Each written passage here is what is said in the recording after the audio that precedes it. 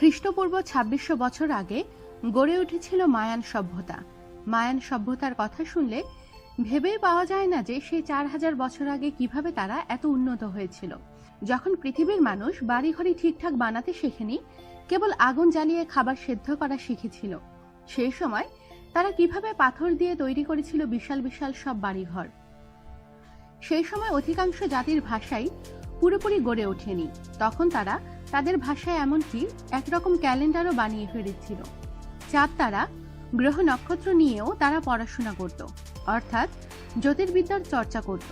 শুধু তাই নয়, তারা গান গাইত, কবিতা লিখত, রীতিমতো সাহিত্য চর্চা করত।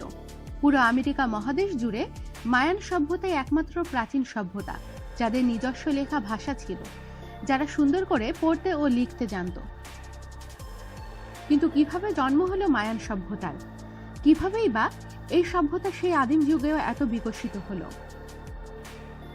তারা মৃতদেহের সৎকার করত, মৃতদেহের উপর সমাধিহ নির্মাণ করতে শুরু করে। এভাবেই মায়ানরা ধারণা পেয়ে গেল পিরামিড ও মমি তৈরি। মিশরের সুউচ্চ পিরামিড ও মমির মতো বিশাল না হলেও সেই ছাঁচের মমি ও পিরামিড তৈরি করত তারা। মায়ান সভ্যতা বিখ্যাত হয়ে আছে ওদের স্থাপত্য শিল্পের জন্য, ওদের তৈরি বিশাল বিশাল ঘরবাড়ি, ওদের তৈরি পিরামিড আর মূর্তিগুলোর জন্য। আধুনিক সমাজের বিকাশে অবদান আছে অনেক প্রাচীন সভ্যতার। মায়ান সভ্যতা তার মধ্যে অন্যতম। মায়ান সভ্যতার বিকাশ ঘটেছিল ২৬০০ খ্রিস্টপূর্বাব্দে। বর্ণিল এ সভ্যতায় যেমন ছিল হিংস্রতা, নিষ্ঠুর আদিমতা, তেমনি বিকাশ হয়েছিল জ্ঞান বিজ্ঞানেরও। মায়ানদের সম্পর্কে অবাক করা কিছু তথ্য জানা গেছে। এত প্রাচীনকালে তাদের এসব আচার আচরণ সবাইকে বিস্মিত করে। চলুন জেনে নেওয়া যাক। মায়ানরা অন্যান্য সভ্যতার মতো লোহা বা ব্রোঞ্জের অস্ত্র ব্যবহার করত না। তারা অস্ত্র হিসেবে ব্যবহার করত আগ্নেয় শিলা অথবা অবিসিয়ান, অর্থাৎ কাচের মতো দেখতে এক প্রকার পাথর। মায়ানরা চ্যাপ্টা কপালের অধিকারী ছিল। তাদের জাতির গুণীমানী ব্যক্তিদের নাক কোণ বিশিষ্ট করার জন্য তারা পুডিং ব্যবহার করত, অর্থাৎ আজকালকার প্লাস্টিক সার্জারির ধারণা হয়তো সেখান থেকেই পেয়েছে মানুষ। সমাজের অভিজাত নারীরা দাঁতে বিন্দু এঁকে নকশা করত। ব্যাবিলিয়নদের পাশাপাশি মায়ানরা ইতিহাসে সর্বপ্রথম জমি পরিমাপের ক্ষেত্রে শূন্যের ব্যবহার করেছিল।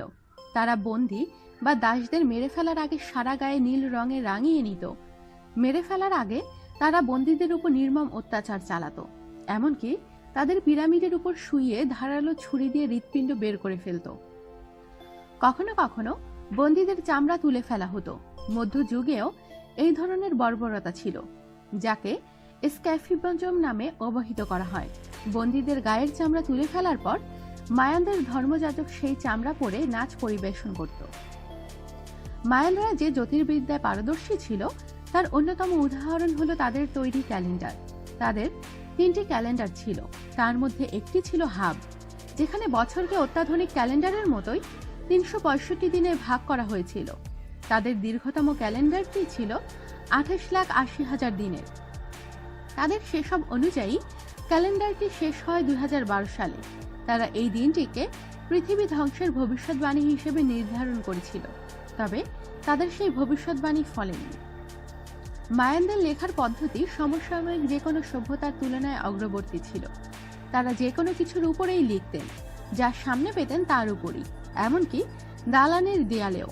স্পেন যখন মায়ান সাম্রাজ্য দখল করে নেয়, তখন তাদের লেখনীর অনেক কিছু ধ্বংসপ্রাপ্ত হয়। তবুও ২০ থেকে ২১ শতকে তাদের অনেক লেখা ল্যাবরেটরিতে অনুবাদ করা হয়। মায়ানদের চিকিৎসাবিদ্যা অনেক আধুনিক ছিল। তারা শরীরের ক্ষত মানুষের চুল দিয়েই সেলাই করে ফেলত। দাঁতের গর্ত পূরণ করা, এমনকি নকল পা লাগানোতেও পারদর্শী ছিল তারা। তারা প্রকৃতি থেকে ব্যথানাশক সংগ্রহ করত। সেই সব গাছগাছরা তারা পূজায় ব্যবহার করত। ধর্মীয় রীতি অনুসারে আবার ওষুধ হিসেবেও ব্যবহার করত। রোগীকে অজ্ঞান করার জন্য তারা ওষুধের ব্যবহার জানত। মায়ানরা চিত্ত বিনোদনের ক্ষেত্রেও বেশ এগিয়ে ছিল। এর মধ্যে তারা খেলাধুলাও করত।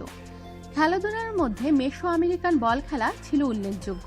এর ময়দানও বেশ অদ্ভুত ধরনের ছিল। খেলার কোর্টের মাঝখানে সমতল আর দুই পাশে দুটো ঢালু মঞ্চের মতো স্টেজ। তার সামনের দেয়ালে গোল ছিদ্র সমৃদ্ধ লোহার আংটা লাগানো থাকত।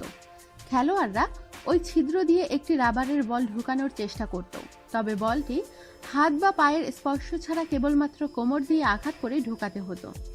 মায়ান সাম্রাজ্যের সকল বড় শহরে এই খেলার কোর্ট পাওয়া গেছে। প্রায়ই তারা খেলার আয়োজন করত, হেরে যাওয়া দলের শিরচ্ছেদ করা হতো। মায়ানরা স্টিম বাথ নিতে পছন্দ করত। তারা মনে করত গোসলের সময় ধোয়ার সঙ্গে তাদের সব পাপ উড়ে যায়। 1797 সালে মায়ান সাম্রাজ্য স্প্যানিশদের হাতে চলে গেলেও মায়ানরা এখনো বিভিন্ন অঞ্চলে টিকে আছে। মায়ান সাম্রাজ্য বিপন্ন হওয়ার কারণ এখনো এক রহস্যই রয়ে গেছে। বিশেষজ্ঞদের ধারণা, খরা, দুর্ভিক্ষ, অধিক জনসংখ্যার কারণ হতে পারে। মায়ান সংস্কৃতি, এমনকি ভাষা এখনো মেক্সিকোর অনেক এলাকায় এবং গুয়েতমালায় প্রচলিত আছে। পরিসংখ্যান বলে এখনো 7 বিলিয়ন মায়ান আছে যারা ইউকাটান উপদ্বীপে বসবাস করছে। অভিজাত মায়ান পরিবারে মায়েরা শিশুদের কপাল ঘষে দিত যাতে কপাল চ্যাপ্টা হয়, এমনকি চোখ টেরা করানোর চেষ্টাও করত তারা। আমাদের সাথেই থাকুন আর সাবস্ক্রাইব করুন।